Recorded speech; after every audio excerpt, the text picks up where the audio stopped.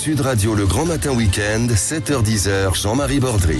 Allez, bienvenue à tous dans le Grand Matin Week-end sur Sud Radio en direct du salon Franchise Expo Paris. On est à la porte de Versailles, à Paris. Tout l'univers de la franchise qui est autour de nous, c'est la France qui travaille. Ça tombe très bien parce qu'on va parler du travail tout de suite. C'est un anniversaire dont on se serait bien passé, les 4 ans du premier confinement. Est-ce que vous avez moins envie de travailler depuis les confinements? On en débat tout de suite avec nos deux invités.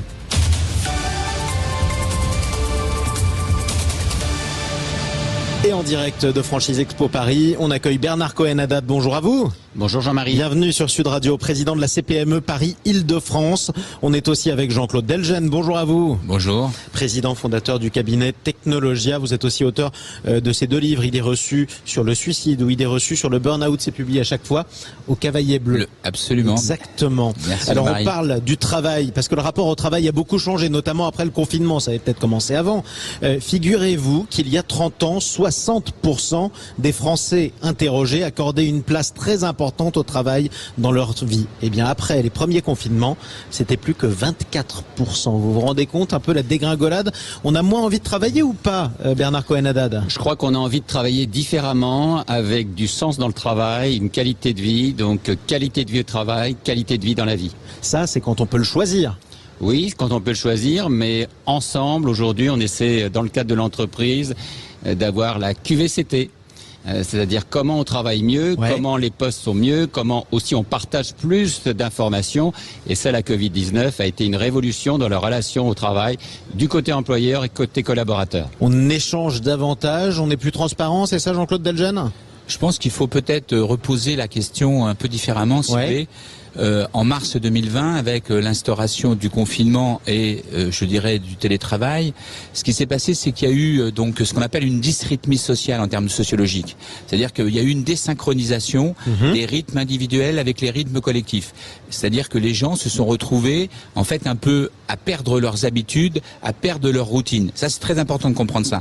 Perdant leurs habitudes et leur routine, on a eu 2 conséquences. La première, on a eu effectivement des gens qui se sont premièrement questionnés sur leur relation au travail. Un grand nombre de personnes se sont dit « je ne peux pas continuer à travailler ainsi, à perdre ma vie en travaillant ». Et d'ailleurs, on a eu 600 000 personnes qui ont quitté la grande région parisienne pour s'installer autre part en France. C'est un exode urbain, on a eu un exode urbain, tout à fait. Et donc, ça c'est la première chose. Et la deuxième chose, la perte des routines, la perte des habitudes a fait que, effectivement, d'autres aspirations ont émergé, dont celle de pouvoir vivre différemment sa relation au travail. Et c'est vrai que les Français s'investissent moins aveuglément au travail, ont plus d'exigences, sont plus dans une logique, je dirais, de satisfaction, et n'attendent plus, en fait, n'écoutent plus les grandes promesses de l'entreprise. Ça, c'était une vraie révolution. En particulier, les jeunes ne se projettent plus pendant 1 an, 2 ans, 3 ans, 10 ans. On est tous dans une relation un peu instantanée, au plaisir immédiat. C'est fini l'époque du CDI en quelque sorte. En même temps, on nous l'a tellement dit pendant des années. Si j'arrive chez Bernard Cohen-Haddad et qu'il me recrute, en gros, vous serez mon patron, mais pour 2 ou 3 ans, j'ai pas envie que ce soit davantage, c'est ça? Ça dépend de l'envie de l'entreprise et de l'envie aussi du collaborateur. Mais aujourd'hui, nous avons intérêt à garder nos équipes, de les fidéliser, c'est ça qui est important pour la continuité. Sauf que si je vous suis, c'est que c'est de plus en plus difficile de les garder, les gens. Bien entendu, c'est de plus en plus difficile parce qu'il y a un fort turnover, il y a une forte attente de chacun, il y a une difficulté de la vie qui est de plus en plus grande. Alors c'est quoi le fort turnover? C'est les gens qui partent ou c'est vous qui les faites partir? Non, généralement, ce sont des gens qui veulent travailler 2 années, qui font un break, qui retravaillent pour un certain nombre de raisons. Ils font quoi pendant le break? Soit ils font de la formation, soit ils s'arrêtent. Donc quand je pose la question, est-ce que vous avez moins envie de travailler depuis le confinement? Mine de rien, il y en a quand même qui ont moins envie de travailler. Je ne juge pas quand je pose la question. Bien entendu qu'il y a moins envie de travailler de la même façon qu'avant le confinement. Il y a une haute attente.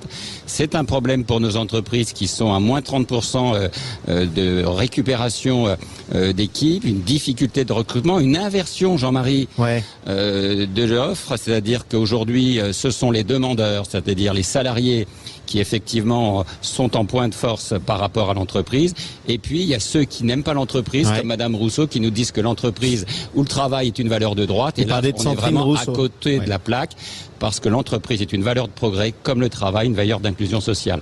Bon, effectivement, sauf que justement, l'entreprise, c'est bien vu ou c'est mal vu aujourd'hui, Jean-Claude Delgen? Écoutez, ce qu'il faut voir, c'est les chiffres. Les chiffres, en 2022, vous avez eu un record un peu historique, parce que ça faisait 15 ans qu'on n'avait pas vu ça. On a eu 2 500 000 démissions de personnes en CDI. 2 500 000, ce qui est énorme. Mais c'est considérable, on a cherché des CDI pendant des décennies. Tout à fait. Et donc, en fait, il y a deux facteurs qui jouent. La première, c'est l'amélioration de la situation sur le marché du travail. Les gens se disent, je vais trouver ailleurs. Donc, s'ils ont des conditions de travail qui sont mauvaises, ils se barrent. Et donc, ce qui est très critique, c'est pour les PME, PMI, dont M. Cohen ici le représentant. Pourquoi? Parce que les PME, PMI forment des gens, elles les installent dans l'emploi, elles leur donnent des compétences, et dès qu'effectivement ces gens-là sont formés, très souvent, effectivement, ils partent ailleurs. Sauf que vous venez de dire, si, je vous cite, si les conditions de travail sont mauvaises, ils se barrent. C'est vos mots. Absolument. Ça veut dire que les conditions de travail étaient mauvaises? Non, ça veut dire qu'il y a le marché du travail est très attractif ailleurs, et qu'il faut vraiment favoriser l'épanouissement des salariés, particulièrement ceux qui ont des compétences critiques, pour les retenir dans l'emploi. Et effectivement, si vous ne faites pas ça, les gens ont tendance à zapper et à aller ailleurs. Et ça peut être préjudiciable pour la pérennité des boîtes. Mais je suis un petit peu gêné quand j'entends ça, parce que j'ai l'impression, dans ce cas-là, Bernard Cohen-Haddad, que ça sous-entend que avant le confinement, vous aviez pas besoin de favoriser mon épanouissement à moi salarié, et que mes conditions de travail, c'était pas grave, parce qu'après tout, il y avait du chômage, donc je vais être bien content d'avoir du travail, quoi. Jean-Marie, la Covid-19 c'était une révolution dans la relation au travail, avec l'apparition, j'allais dire, de la grande révolution, de la grande révélation, c'était le télétravail. 4% à 6% de télétravail dans les TPE-PME en mars 2019. On est passé à 80% tout de suite après, donc imaginez la révolution. Deuxièmement, il y a aussi une prise de conscience d'un certain nombre de nos collaborateurs que faire dans les grandes métropoles 1h30 de trajet pendulaire pour 1h30 pour rentrer chez soi le soir, ça ne vaut pas le coup si on a un salaire à moins 3 fois le SMIC. Ça c'est vrai. Mais oui, il faut le dire. Quand vous n'en plus, on le disait pas avant. On le disait pas avant. Il y avait aussi un problème de logement, de l'accès au logement, de la qualité de vie. Comment on va chercher des enfants après, comment dirais-je, le travail? Pour les familles monoparentales, comment on s'organise? Tout ça fait partie d'une prise de conscience de la Covid-19, parce que ce confinement et ces confinements à répétition ont modifié nos habitudes, nos attentes et nos envies. Ouais, effectivement, et ça change tout. Bon, du coup, c'est de plus en plus difficile. Malgré tout, ça va mieux au travail ou pas? C'est ma dernière question pour vous. Non, en fait, ce qu'il faut comprendre, c'est que les conditions de travail n'ont jamais été aussi mauvaises en France. Toutes les études le montrent au niveau européen. Si vous prenez la dernière étude de Eurofond, elle montre que la France est au même niveau que l'Albanie en matière de conditions de travail. C'est-à-dire que 40% des Français sont une étude très sérieuse, je vois que vous tiquez, mais bon. La France est au même niveau que l'Albanie en matière de conditions de travail. C'est une étude harmonisée sur l'ensemble. 39 pays sont étudiés. Toutes les études le montrent. La dernière étude CEPME de 3 ans auparavant, en 2017, l'a montré. On est dans une situation où il y a une dégradation sensible des conditions de travail, avec des gens qui travaillent en apnée permanente, c'est-à-dire dans l'urgence constante. Et c'est ça le véritable problème. Les gens ne veulent plus avoir à travailler dans une urgence, c'est-à-dire toujours plus avec moins de moyens.